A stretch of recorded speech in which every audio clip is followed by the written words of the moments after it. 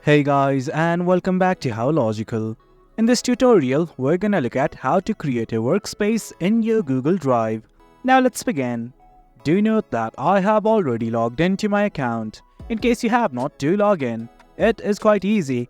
All you have to do is go to google.com and sign into your account.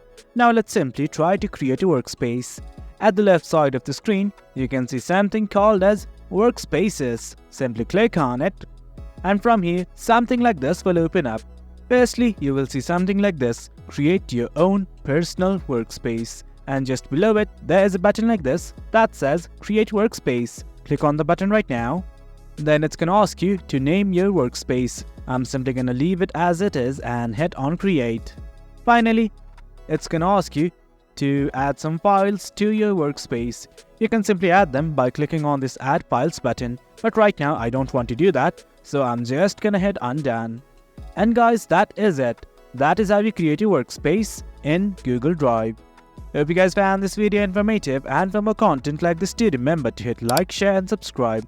Your support fuels us. Until next time, thank you.